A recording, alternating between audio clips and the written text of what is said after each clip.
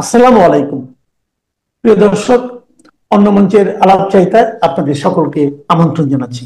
বাংলাদেশের আন্তর্জাতিক অপরাধ ট্রাইব্যুনালে সাবেক প্রধানমন্ত্রী শেখ হাসিনার বিরুদ্ধে বিচারাধীন মানবতা বিরোধী অপরাধের মামলার রায় ঘোষণার দিনক্ষণ ঠিক হবে 13 নভেম্বর। কিন্তু এই আদালতে চলমান বিচার প্রক্রিয়ার স্বচ্ছতা ও অনিয়ম নিয়ে প্রশ্ন এবং আশঙ্কা বাড়ছে। সে আশঙ্কাগুলো এবার আওয়ামী লীগের পক্ষ থেকে নিয়ে যাওয়া হয়েছে জাতিসংঘের দপ্তরে। বাংলাদেশের আন্তর্জাতিক অপরাধ ট্রাইব্যুনালে সাবেক প্রধানমন্ত্রী শেখ হাসিনার বিরুদ্ধে চলমান বিচারে আইনি প্রক্রিয়া লঙ্ঘনের গুরুতর আশঙ্কার কথা জানিয়ে অন্যায় ও অনিয়মের অভিযোগ তুলে ধরে জাতিসংঘে জরুরি আবেদন জানিয়েছেন লন্ডনের ডাউটি স্ট্রিট চেম্বার্সে দুজন প্রভাবশালী আইনজীবী। এই দুই আইনজীবী হলেন স্টিফেন পালস কেসি ও তাতিয়ানা এজরায়েল। এই দুই আইনজীবীর আপিলটি বিশ্লেষণ করে দেখা যাবে আইসিটির 3টি আইনি প্রক্রিয়ার দুর্বলতার কথা তারা তুলে ধরেছেন। 1. অভিযুক্তের অনুপস্থিতিতে বিচার এবং মৃত্যুদণ্ডের ঝুঁকি। 2. বিচারক ও প্রসিকিউটরের রাজনৈতিক সংশ্লিষ্টতার অভিযোগ। এবং 3. নির্বাচনী বিচার বা সিলেক্টিভ জাস্টিস এর নীতি। বিশ্লেষকরা মনে করেন এই 3টি উপাদান আন্তর্জাতিকভাবে ন্যায্য বিচারের মৌলিক অধিকারকে মারাত্মকভাবে প্রশ্নবিদ্ধ করে। মজার ব্যাপার হলো, বর্তমান অন্তর্বর্তী সরকারের ঘনিষ্ঠ জন হিসেবে পরিচিত ব্রিটিশ সাংবাদিক ডেভিড বার্গম্যান ও ব্রিটিশ আইনজীবী টবি ক্যাটম্যান এই 3টি বিষয় এরই মধ্যে সমালোচনা করেছেন এবং আইসিটিকে সংস্কারের জন্য অন্তর্বর্তী সরকারকে পরামর্শ দিয়েছিলেন।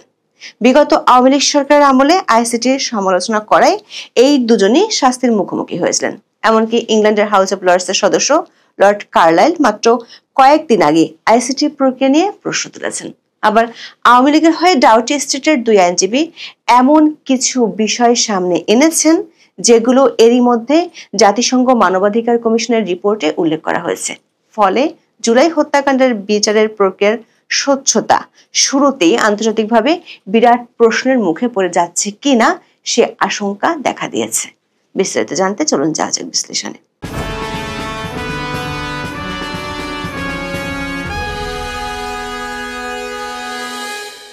জাতিসংঘের বিচারক ও আইনজীবীদের স্বাধীনতা বিষয়ক বিশেষ দূত এবং বিচার বহির্ভূত হত্যাকাণ্ড বিষয়ক বিশেষ দূতের কাছে সম্প্রতি শেখ হাসিনার পক্ষে ডাউটি স্ট্রিটের আইনজীবীরা এই আবেদন জমা দেন। সোমবার ডাউটি স্ট্রিট চেম্বার্সের বিজ্ঞপ্তিতে বলা হয়, ওই আবেদনে দুই আইনজীবী শেখ হাসিনার অনুপস্থিতিতে চলমান বিচার প্রক্রিয়া, তার ন্যায় বিচারের অধিকার ও যথাযথ আইনি প্রক্রিয়া লঙ্ঘনের বিষয়ে গভীর উদ্বেগ তুলে ধরে আপিল করেছেন।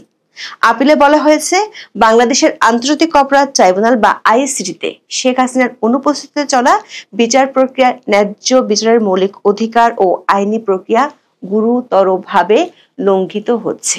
দুই ব্রিটিশ আইনজীবী কেসি ও এজরায়েল জরুরি আবেদনে লেখেন, অপরাধের অভিযোগ আওয়ামী লীগের লোকজনের বিরুদ্ধে যেমন আছে, তেমনি দলটির সমর্থকদের উপর প্রতিশোধমূলক নির্যাতন চালানোর অভিযোগ রয়েছে। দর্শক, জুলাই আন্দোলনের সময় সংগঠিত হত্যাকাণ্ড নিয়ে জাতিসংঘের মানবাধিকার কমিশন যে রিপোর্ট দিয়েছে সেখানেও একই তথ্য আছে।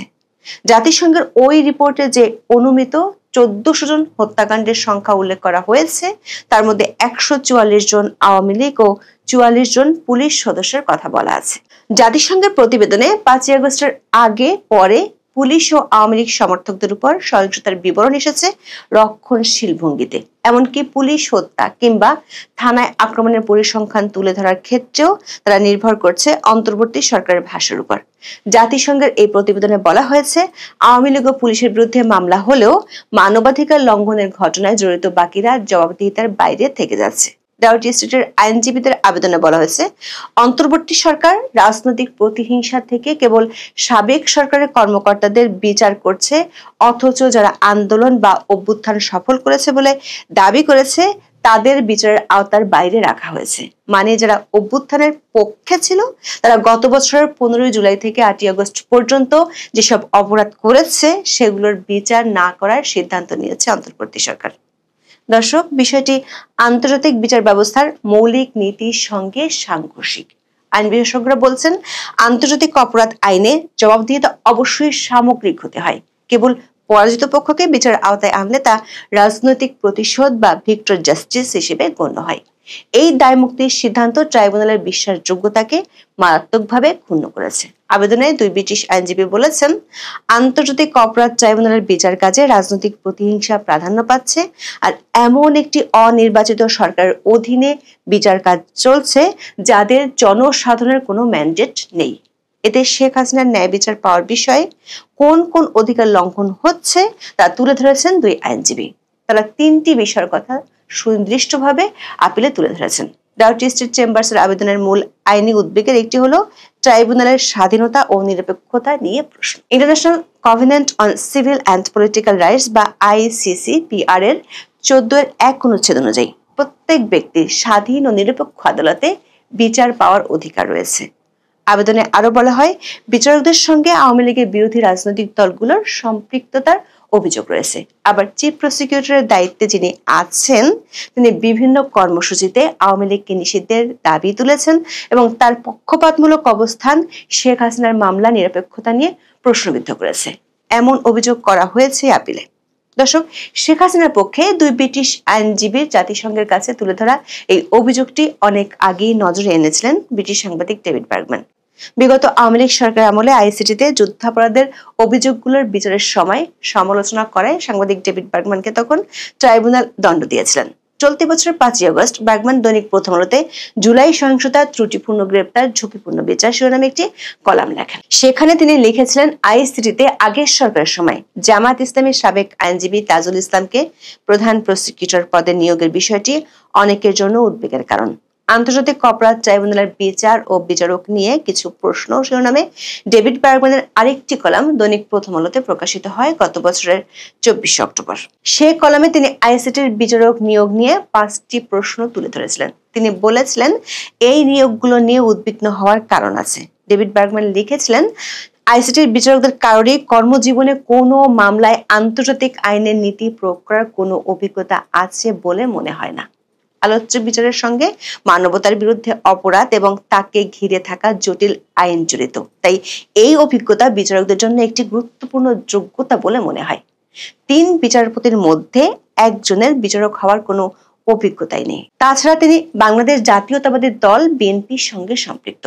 ওই লেখায় ডেভিড বার্গম্যান লিখেছিলেন, এটা খুবই আশ্চর্যের বিষয় যে সরকার আইসিটি বিচারক হিসেবে এমন এক ব্যক্তিকে নিয়োগ দিল যিনি এমন একটি রাজনৈতিক দলের সদস্য যারা আওয়ামী লীগের ঘোর বিরোধী। অন্যদিকে অনেক আসামির আওয়ামী লীগের সঙ্গে জড়িত থাকার সম্ভাবনা বেশি। ডাউটি স্ট্রিটের আপিলে তুলে ধরা দ্বিতীয় অভিযোগটি হলো, মানবতা বিরোধী অপরাধের মতো অভিযোগে শেখ হাসিনার বিচার চলছে তার অনুপস্থিতিতে। শেখ হাসিনা কোনো আনুষ্ঠানিক অভিযোগপত্র পাননি এবং তার পছন্দের আইনজীবীরা হামলা ও হুমকির কারণে কাজ করতে পারছেন না। ফলে তিনি রাষ্ট্রনিযুক্ত আইনজীবীর মাধ্যমে বিচারের মুখোমুখি হচ্ছেন, যার সঙ্গে তার কোনো যোগাযোগ বা নির্দেশনা নেই। পাশাপাশি যেসব আইনজীবী অতীতে আওয়ামী লীগের হয়ে লড়েছেন বা দলটির সঙ্গে যুক্ত, তাদের উপরও হামলা, নির্যাতন চালানো হচ্ছে বলে অভিযোগ করা হয়। তৃতীয় অভিযোগে ব্রিটিশ দুই আইনজীবী জাতিসংঘকে জানান, এ ধরনের বিচার প্রক্রিয়ার মধ্য দিয়ে শেখ হাসিনার মৃত্যুদণ্ডের মতো কোনো সাজা হলে তা কার্যত বিচার বহির্ভূত হত্যার শামিল হবে, যেটি কিনা আন্তর্জাতিক নাগরিক ও রাজনৈতিক অধিকার সনদ বা ICCPR এর 6 ও 14 নম্বর অনুচ্ছেদ লঙ্ঘন করবে। দর্শক, বাংলাদেশের আইসিটি নিয়ে প্রশ্ন তুলেছেন এমন আরেকজন ব্রিটিশ আইনজীবী হলেন টবি ক্যাটম্যান। মজার ব্যাপার হলো, সাংবাদিক ডেভিড বার্গম্যানের মতো টবি ক্যাটম্যানও আইসিটির বিভিন্ন ত্রুটি ও নিরপেক্ষতা নিয়ে সরব ছিলেন, যার ফলস্বরূপ 2011 সালে আওয়ামী লীগ সরকার তাকে বাংলাদেশে প্রবেশে নিষেধাজ্ঞা দেয়। আইসিটির তখনকার সেই সমালোচক টবি ক্যাটম্যান এখন নাটকীয়ভাবে ভূমিকা পরিবর্তন করেছেন। অন্তর্বর্তী সরকার তাকে আন্তর্জাতিক অপরাধ ট্রাইব্যুনালের চিফ প্রসিকিউটরের বিশেষ উপদেষ্টা হিসেবে নিয়োগ দেয়। কিন্তু ক্যাটম্যান অন্তর্বর্তী সরকারের প্রধান উপদেষ্টা ডক্টর মোহাম্মদ ইউনূসের সঙ্গে বৈঠকের পর আইসিটির কাঠামোগত সংস্কারের জন্য যেসব প্রস্তাব দিয়েছিলেন তার কিছুই বাস্তবায়ন করেনি অন্তর্বর্তী সরকার। যেমন তিনি আইসিটির নাম পরিবর্তনের পরামর্শ দিয়েছিলেন, মৃত্যুদণ্ড বাতিল ও আইসিসিতে রেফারেন্স পাঠানোর পরামর্শ দিয়েছিলেন, এমনকি ট্রাইব্যুনাল কর্তৃক গ্রেপ্তারি পরোয়ানা জারির পর স্পর্শকাতর তথ্য ফাঁস হচ্ছে জানিয়ে বিচার প্রক্রিয়ায় পুলিশের ভূমিকা নিয়ে উদ্বেগ তুলে ধরেছিলেন টবি ক্যাটম্যান। দর্শক, জাতিসংঘের মানবাধিকার হাই কমিশনার ভলকার তুর্ক বাংলাদেশের অন্তর্বর্তীকালীন সরকারকে আহ্বান জানিয়েছিলেন যেন সব গুরুতর মানবাধিকার লঙ্ঘনের জন্য ব্যাপক, নিরপেক্ষ ও স্বচ্ছ তদন্ত নিশ্চিত করা হয়। তিনি বিচার প্রক্রিয়া নির্বিশেষে মৃত্যুদণ্ডের ব্যবহার বন্ধ করারও আহ্বান জানিয়েছিলেন। সবশেষ ইংল্যান্ডের হাউস অব লর্ডসের সদস্য লর্ড কার্লাইল আইসিটি প্রক্রিয়া নিয়ে প্রশ্ন তুলেছেন। তিনি স্পষ্ট জানিয়েছেন যে আইসিটির বর্তমান কাঠামোর জরুরি সংস্কার প্রয়োজন, যাতে বিচার প্রক্রিয়া আন্তর্জাতিক মানদণ্ডে স্বচ্ছ, ন্যায্য এবং আইন ও সংবিধানের প্রতি কঠোরভাবে অনুগত হয়। বিশ্লেষকদের ধারণা, লর্ড কার্লাইলের এই মন্তব্য আন্তর্জাতিক মহল থেকে ট্রাইব্যুনালের উপর উচ্চমাত্রার নৈতিক চাপ তৈরি করেছে। শুধু আইসিটিতে বিচারিক প্রক্রিয়ার স্বচ্ছতা নিয়ে অন্তর্বর্তী সরকারের বিরুদ্ধে রাজনৈতিক নিপীড়ন ও আইন লঙ্ঘনের অভিযোগ তুলে ধরে এ নিয়ে গত কয়েকদিনে আন্তর্জাতিক আদালতে বেশ কয়েকটি অভিযোগ জানালো আওয়ামী লীগ। দর্শক, এর আগে দলটির নেতাকর্মীদের হত্যা, নির্বিচারে গ্রেফতার করা সহ মানবতা বিরোধী অপরাধের অভিযোগে গেল মাসের শেষ দিকে নেদারল্যান্ডসের আন্তর্জাতিক অপরাধ আদালত আইসিসিতে একটি মামলার আবেদন হয়। তখন আবেদনটি করেছিলেন ডাউটি স্ট্রিট চেম্বার্সের আইনজীবী কেসি, যিনি এবার আওয়ামী লীগের হয়ে জাতিসংঘের শরণাপন্ন হলেন। ইউনূস সরকারের বিরুদ্ধে জাতিসংঘে নালিশ জানিয়েছেন আওয়ামী লীগ সরকারের পররাষ্ট্রমন্ত্রী এ কে আব্দুল মোমেনও, যিনি একসময় জাতিসংঘে বাংলাদেশের স্থায়ী প্রতিনিধি ছিলেন। জাতিসংঘের মানবাধিকার কাউন্সিলের প্রেসিডেন্টকে গত 28 অক্টোবর একটি চিঠি পাঠান মোমেন। চিঠিতে তিনি অন্তর্বর্তী সরকারের বিরুদ্ধে রাজনৈতিক নিবর্তন, গুম, সেনা কর্মকর্তাদের বিরুদ্ধে মামলা, অপরাধীদের দায়মুক্তি ও সাংবাদিক নির্যাতনের মতো অভিযোগ তুলে ধরা হয়। দর্শক, অন্তর্বর্তী সরকারের সময় মানবাধিকার পরিস্থিতির চরম অবনতির বিষয়টি এরই মধ্যে আন্তর্জাতিক নামকরা মানবাধিকার সংস্থাগুলো বিশ্ব নজরে এনেছে। এমন পরিস্থিতিতে আইসিটিতে বিচার প্রক্রিয়া নিয়ে আওয়ামী লীগের পক্ষ থেকে জাতিসংঘের কাছে আপিল, সেটি আবার এমন কিছু বিষয়ে যেগুলো বহু আগে জাতিসংঘ তার রিপোর্টে উল্লেখ করেছিল। এমনকি বিষয়গুলো সরকারের ঘনিষ্ঠজনরাই সরকারের নজরে এনেছিল বিচার প্রক্রিয়াকে আন্তর্জাতিক মানদণ্ডে প্রশ্নের ঊর্ধ্বে রাখার জন্য। দর্শক, অন্তর্বর্তী সরকারের কাছে দেশের মানুষের সবচেয়ে বেশি প্রত্যাশা ছিল জুলাই হত্যাকাণ্ডের সুষ্ঠু ও নিরপেক্ষ বিচার। সেটি যদি এখন আন্তর্জাতিকভাবে প্রশ্নের মুখে পড়ে, তাহলে গত 16 মাসে ইউনূস সরকার সবচেয়ে বেশি সমালোচনার শিকার হবেন। তার সাথে আওয়ামী লীগের কয়েক দফা জাতিসংঘের কাছে নালিশ করাটা সরকারের ভাবমূর্তিকে কাজ করায় দাঁড় করিয়ে দিচ্ছে। ফেব্রুয়ারিতে নির্বাচন নিয়ে বিএনপির স্বপ্নের নদীতে বালুচরের হানা স্পষ্ট হতে শুরু করেছে।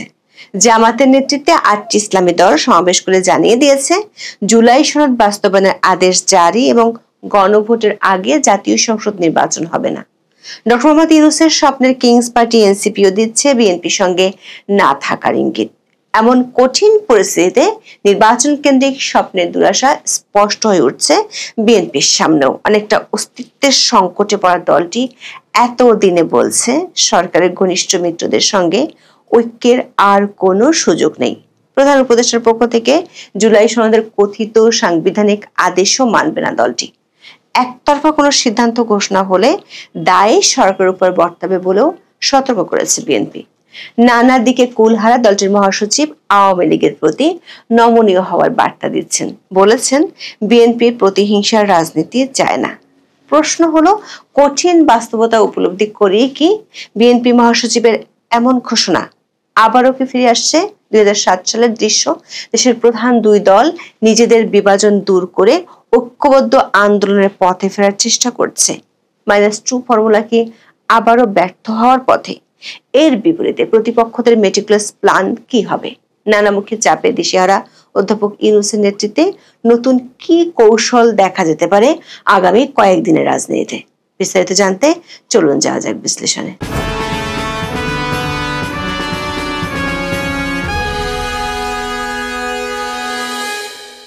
13ই নভেম্বর আওয়ামী লীগের ডাকা লকডাউন কর্মসূচি ঘিরে টান টান উত্তেজনার মধ্যে 11ই নভেম্বর ঢাকায় সমাবেশ করে জামাতের নেতৃত্বে 8টি ইসলামী দল। কর্মসূচি থেকে পরিষ্কার জানিয়ে দেওয়া হয়, জুলাই সনদ আদেশ এবং গণভোটের আগে সংসদ নির্বাচন হতে দেওয়া হবে না। সমাবেশে জামাত এবং মিত্র দলের নেতারা বিএনপির বিরুদ্ধে রণহুঙ্কার দিতেও ছাড়েননি। জামাতের আমির শফিকুর রহমান সাব জানিয়ে দেন, 2026 সালে নির্বাচন দেখতে হলে আগে জুলাই আন্দোলনের স্বীকৃতি লাগবে। দর্শক, অসুস্থ হওয়ার পর গত কয়েক মাস ধরে জামাতের আমির তেমন একটা বক্তব্য দেননি, কিন্তু 11ই নভেম্বর একেবারে হুঙ্কার দিয়ে বলেছেন, যারা জুলাই মানবেন না তাদের জন্য 26 সালে কোনো নির্বাচন নেই। বিএনপির নাম অবশ্য মুখে নেননি জামাতের প্রধান। তা না করে তিনি বলেছেন, জনতা কি চায় কান পেতে বোঝার চেষ্টা করতে হবে। যারা এটি বুঝতে ব্যর্থ হবে তাদেরকে নিজেদের পরিণতির জন্য প্রস্তুত থাকতে হবে। সমাবেশে চূড়ান্ত হুমকি দিতেও ছাড়েননি শফিকুর রহমান। 8 দলের নেতা কর্মীদের তৈরি থাকতে বলেছেন, যেন তেন নয়, একেবারে দুর্বার গতিতে আন্দোলন চালাতে চায় জামাত। সমাবেশে জামাতের অন্য নেতারাও ছিলেন রণমূর্তিতে। দলের সহকারী সেক্রেটারি জেনারেল হামিদুর রহমান আজাদ বিএনপিকে হাইকোর্ট দেখিয়ে ছেড়েছেন। বলেছেন, সংবিধান মেনে সব করলে 26 সালে নির্বাচন অনুষ্ঠানের কথা কোথাও লেখা নেই। সংবিধান অনুযায়ী নির্বাচন হওয়ার কথা 29 সালে। সমাবেশে খেলাফত মজলিসের আমির মামুনুল হকের হুমকির ভাষাও ছিল পরিষ্কার। তিনি বলেছেন, দেশে গণভোটের আগে কোনো কিছু হতে দিবেন না। জুলাই সনদকে কোনো কাগজে সনদ হিসেবে রেখে দেয়া যাবে না। অবিলম্বে সরকারি আদেশের মাধ্যমে এর আইনি ভিত্তি দিতে হবে। দর্শক, ঢাকার বুকে সমাবেশ করে বিএনপির প্রতি পরিষ্কার চ্যালেঞ্জ ছুড়ে দিয়েছে জামাত সহ 8টি মিত্রদল। এর মধ্য দিয়ে স্পষ্ট হয়ে উঠেছে, ফেব্রুয়ারিতে নির্বাচন পেতে হলে নাকে খত দিয়ে আলী রিয়াজের হাড়জোড়ো সংবিধান মেনে নিতে হবে। আর সেটি করা হলে নির্বাচিত সংসদ পরিণত হবে তামাশায়। ভোটে জিতলেও বিএনপির একমাত্র দায়িত্ব হবে হাড়জোড়ো সংবিধানকে অনুমোদন। আবার সেই সংবিধানের মাধ্যমে কেবল দেশ গভীর অচলাবস্থায় পড়বে না, নিজেদের রাজনৈতিক কবর নিজেদেরই খুঁড়তে হবে বিএনপিকে।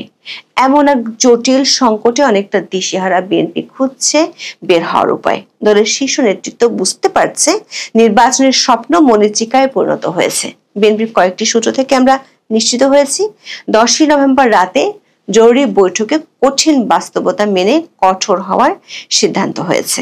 এর অংশ হিসেবে 11ই নভেম্বর দলটির প্রভাবশালী নেতারা দিয়েছেন শক্ত বার্তা। দলের ভারপ্রাপ্ত চেয়ারম্যান তারেক রহমানের সভাপতিত্বে 10ই নভেম্বর রাতে বিএনপির স্থায়ী কমিটির বৈঠক হয়। সেখানে সবশেষ রাজনৈতিক পরিস্থিতি এবং জুলাই সনদ বাস্তবায়নের আইনি ভিত্তি নিয়ে বিস্তারিত আলোচনা হয়। বৈঠকের সিদ্ধান্ত জানাতে পরদিন সংবাদ সম্মেলন করেন খন্দকার মোশাররফ হোসেন। বলেন, জুলাই সনদের বিষয়াদির বাইরে সরকার কোনো সিদ্ধান্ত ঘোষণা করলে বিএনপি তা মানতে বাধ্য থাকবে না। সেক্ষেত্রে সব দায় দায়িত্ব সরকার উপর বর্তাবে। সরকারের সমালোচনা করে খন্দকার মোশাররফ বলেন, সম্প্রতি অন্তর্বর্তী সরকার উপদেষ্টাদের মধ্যে কেউ কেউ জুলাই জাতীয় সনদের বাইরে কোনো বিষয়ে বক্তব্য দিচ্ছেন। এগুলো বিভ্রান্তিকর এবং ঐক্যমত্যের ভিত্তিতে গৃহীত সিদ্ধান্ত অগ্রাহ্য করার শামিল। সংবাদ সম্মেলনে জামাত এবং মিত্রদের দাবি সরাসরি নাকচ করেন বিএনপি নেতা সালাউদ্দিন আহমেদ। সাফ জানিয়ে দেন, ডক্টর মোহাম্মদ ইউনূস এমনকি রাষ্ট্রপতির পক্ষ থেকেও জুলাই সনদ বাস্তবায়নের সাংবিধানিক আদেশ জারির সুযোগ নেই। সরকার চাইলে এ বিষয়ে শুধু প্রজ্ঞাপন জারি করতে পারে। বিএনপির অবস্থান জানিয়ে সালাউদ্দিন আহমেদ বলেন, এখন কোনো অধ্যাদেশ জারি করার ক্ষমতা এই সংবিধান অনুযায়ী রাষ্ট্রপতির। যদি কোনো আদেশ জারি করতে হয়, সেই আদেশের মর্যাদা যদি আইনি হয়, সেই আদেশ জারি করার মতো কোনো সাংবিধানিক অবস্থা এখন বাংলাদেশে নেই। বিদ্যমান সংবিধানে একমাত্র অধ্যাদেশ প্রণয়ন করা ছাড়া রাষ্ট্রপতির অন্য কোনোভাবে আইন প্রণয়নের ক্ষমতা নেই বলেও স্পষ্ট করেন তিনি। দর্শক, বিএনপি এতদিন কেবল প্রধান উপদেষ্টার পক্ষ থেকে সাংবিধানিক আদেশ জারির এখতিয়ার নিয়ে প্রশ্ন তুলেছিল। এবার তারা আরো এক ধাপে গিয়ে রাষ্ট্রপতির পক্ষ থেকে এমন আদেশ দেওয়ার সুযোগ নেই বলেছে। অর্থাৎ বিএনপি বুঝিয়ে দিয়েছে জুলাই সনদ এখন পুরোপুরি একটি ডেড হর্স। এটি কেন্দ্র করে তারা আর কোনো পাতানো খেলায় পা দিতে রাজি নয়। সংবাদ সম্মেলনে জাতীয় নির্বাচনের আগে গণভোটের দাবিও শক্ত ভাষায় নাকচ করেছে বিএনপি। এর অর্থ হলো জামাত সহ 8টি ইসলামী দল এমনকি এনসিপির দাবি বিএনপি তুড়ি মেরে উড়িয়ে দিয়েছে। প্রশ্ন হলো, তাহলে ফেব্রুয়ারিতে নির্বাচনের কি হবে? বিএনপির নীতি নির্ধারকেরা বর্তমান সরকারের অধীনে নির্বাচন না হওয়ার সম্ভাবনা মেনে নিয়েছেন বলে কয়েকটি সূত্র নিশ্চিত করেছে। এখন মাঠে শক্তি প্রদর্শনের মনোযোগ দিতে চায় দলটি। সেক্ষেত্রে আগামীতে দেখা যেতে পারে নতুন মেরুকরণ। দলের মহাসচিব মির্জা ফখরুল ইসলাম আলমগীর 11ই নভেম্বর ঠাকুরগাঁয়ে অনেকটা ইউটার্ন নেয়ার মতো বক্তব্য দেন। আওয়ামী লীগের কার্যক্রম নিষিদ্ধের সিদ্ধান্তকে তাৎক্ষণিক অভিনন্দন জানানো মির্জা ফখরুলের কণ্ঠে এদিন শোনা যায় একেবারে ভিন্ন সুর। বলেন, বিএনপির প্রতিহিংসা ও প্রতিশোধের রাজনীতি করতে চায় না। আওয়ামী লীগ যেভাবে নির্বিচারে মামলা করেছে সে পথে তারা হাঁটতে চান না, বরং স্থানীয় পর্যায়ে আওয়ামী লীগের বিরুদ্ধে হয়রানিমূলক মামলা তুলে নেওয়া হবে। জামাত সহ কয়েকটি দল পিআর পদ্ধতির নামে জনগণের উপর জবরদস্তি করছে বলেও অভিযোগ করেন বিএনপির মহাসচিব। দর্শক, বিএনপির অবস্থানের নানামুখী পরিবর্তনের ইঙ্গিত থেকে সামনের রাজনীতির মাঠের নতুন মেরুকরণের সম্ভাবনা স্পষ্ট হয়ে উঠেছে। সেই সঙ্গে অধ্যাপক ইউনূসের ঘনিষ্ঠ মিত্রদের নির্বাচন নিয়ে অনীহাও পরিষ্কার হচ্ছে। একই সঙ্গে স্পষ্ট হচ্ছে বিএনপির সঙ্গে দূরত্ব। এনসিপির পক্ষ থেকে ইঙ্গিত এসেছে তাদের সঙ্গেও বনিবনা হচ্ছে না বিএনপির। দলের নেতা হাসনাত আব্দুল্লাহ 11 নভেম্বর জানান, সংস্কারের পক্ষে থাকা দলের সঙ্গে এনসিপি কেবল জোটবদ্ধ হতে আগ্রহী। যারা সংস্কারের বিপক্ষে, জন আকাঙ্ক্ষার বিরুদ্ধে অবস্থান নিয়েছে, তাদের সঙ্গে কোনো জোট হবে না।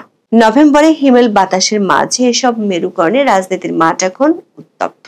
সেই সঙ্গে বাড়ছে ব্যাপক সংঘাত, সহিংসতার আশঙ্কা। বিএনপির কঠোর অবস্থানের প্রেক্ষাপটে সরকারের ভূমিকা কি হতে যাচ্ছে তা নিয়ে চলছে জল্পনা কল্পনা। আইন উপদেষ্টা অধ্যাপক আসিফ নজরুল 11 নভেম্বর জানান, রাজনৈতিক দলগুলোর সমঝোতায় আসেনি, ফলে জুলাই সনদ বাস্তবায়নের পদক্ষেপ অন্তর্বর্তী সরকারকে নিতে হচ্ছে। সেই পদক্ষেপ 2 থেকে 3 দিনের মধ্যে জানানো হবে।